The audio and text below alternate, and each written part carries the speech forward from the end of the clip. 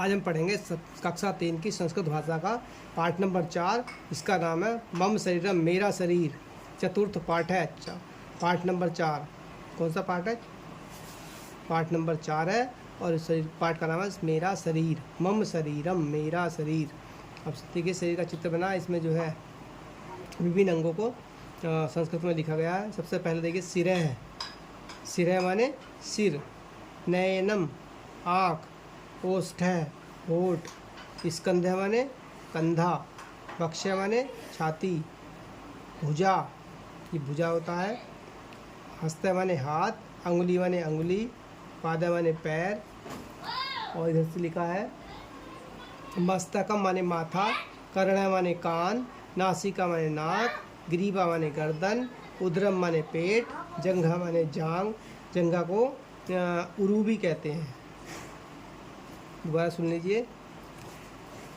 मम शरीरम मेरा शरीर।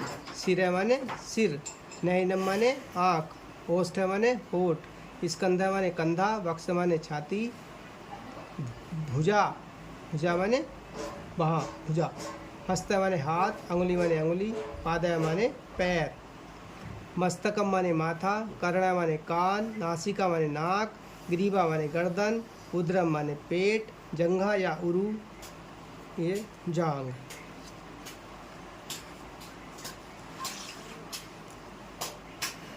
इसके कठिन शब्द देख लेते हैं।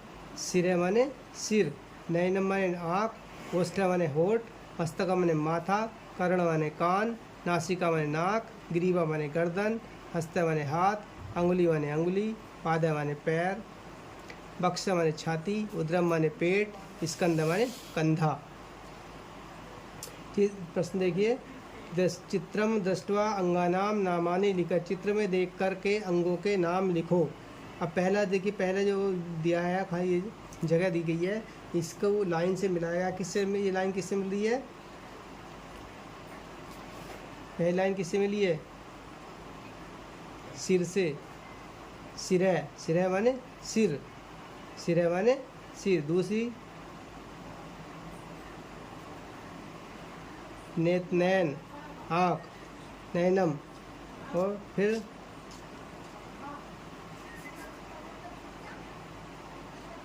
किससे मिली है तीसरी लाइन?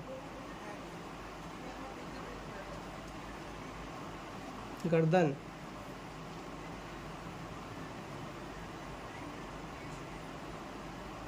किससे मिल रही है बताओ? मुखम माने मुंह।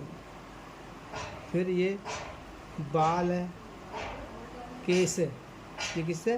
केस। ये ग्रीवा माने गर्दन। ठीक है। आगे देखिए प्रश्न नंबर 2। मेलनम कुरुत मिलान करो। हस्त को मिलाया हाथ से। एक तरफ हिंदी में लिखा है, एक तरफ पहले संस्कृत में लिखा है, दूसरी तरफ हिंदी में लिखा है। ऐसी दूसरी वाली टेबल में है कि पहले संस्कृत भाषा में लिखा है, फिर हिंदी में लिखा है। हस्त माने हाथ, नासिका माने नाक, भुजा माने बाह, ग्रीवा माने गर्दन, स्कंध माने कंधा, पाद माने पैर, उदरम माने पेट, ओष्ठ माने होठ, वक्ष माने छाती, कर्ण माने कान,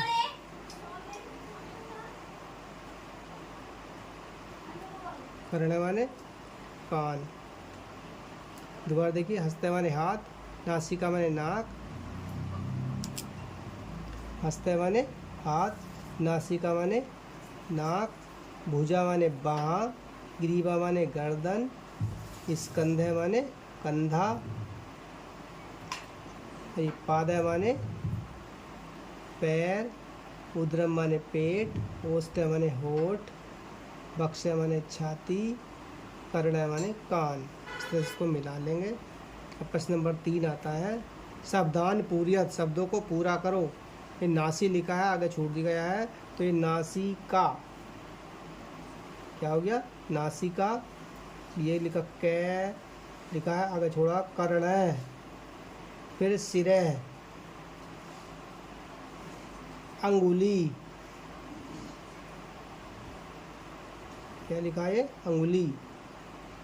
फिर ये हो गया हस्त है, स्कंध है, मस्त है, कम,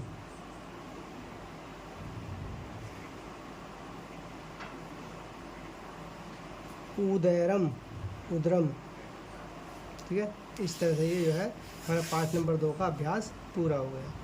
अब प्रश्न नंबर 4 और 50 में निम्नलिखित से शब्देषु विसर्ग योजित्वा संस्कृत शब्दानां निर्मयत यथा सुख सुख है, शिक्षक शिक्षक।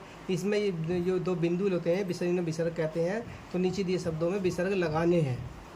ठीक है, और इस शब्दों के अंत में लगते हैं। जैसे विद्यालय लिखा है, विद्यालय अंत में लगाएंगे विद्यालय है। मेघ के अंत में 2 बिंदु लगा देंगे, ये हो जाएगा मेघ है। मृग के अंत में लगाएंगे मृग है। काका के अंत में लगाएंगे काक है। पिक के अंत में लगाएंगे पिक है। राम के अंत में 2 बिंदु लगा देंगे, ये विसर्ग लगा देंगे तो हो जाएगा राम है। और फिर सुरेश के अंत में शब्द में अंत में लगाएंगे तो हो जाएगा सुरेश है।